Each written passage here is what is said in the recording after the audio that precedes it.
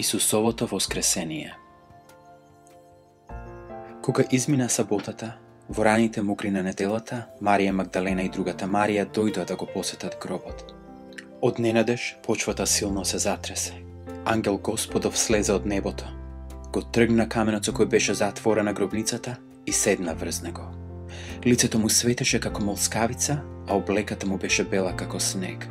Стражарите толку се исплашија што како мртви испопаѓаа по земјата. Ангелот им се обрати на жените: "Не плашете се, знам дека го барате распнатиот Исус. Не е тука, воскресна, како што однапред ви беше рекол.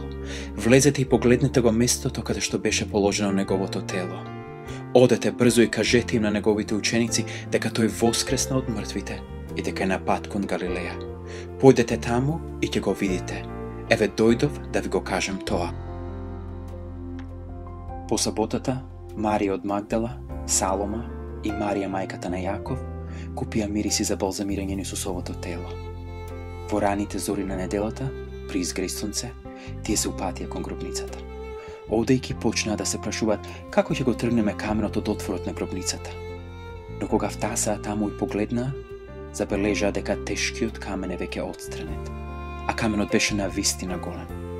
Жените влегоа во гробницата и на десната страна видоа седнат еден млад човек во долга бела облека. Многу се исплашија.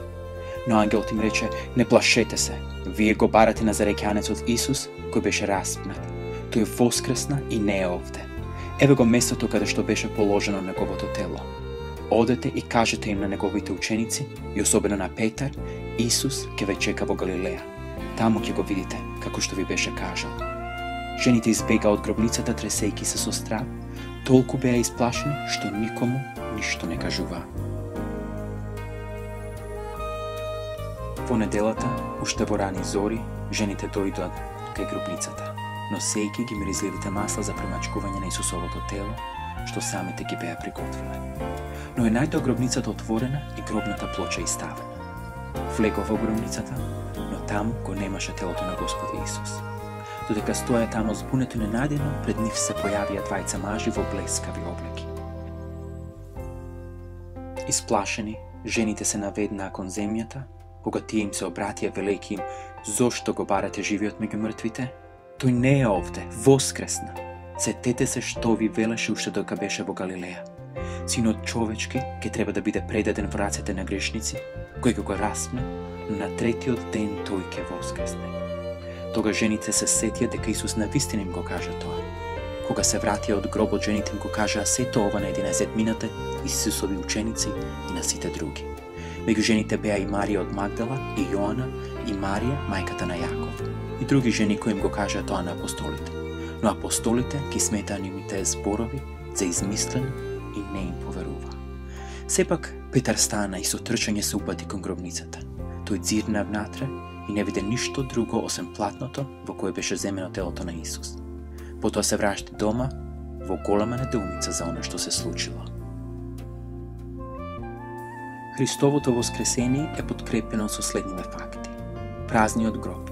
Ако неговите непријатели го украле телото, тие секако ќе го покажа за да докажат дека се во право. Ако тоа биле неговите ученици, немало да се ги жртвуваат животите за лага.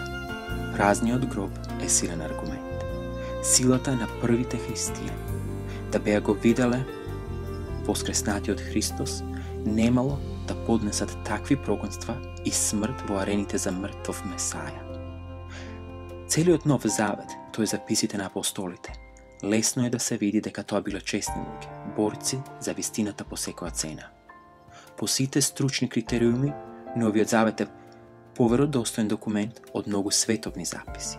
Сведоштвото и променетите животи на милиони луѓе и денес, кои сведочат дека го имаат оживено воскресениот и вечно жив Божи Месаја. Евангелистот Лука запишал 5 јавувања на воскреснатиот Исус. Прво, крај празниот гроб; второ, на двајцата своји ученици кај местото Емаус; трето, на апостол Петар во Јерусалим; четвртото, на 10 своји ученици во горната соба; петто, 40 дена по неговото воскресение, при вознесението на Маслиновата гора.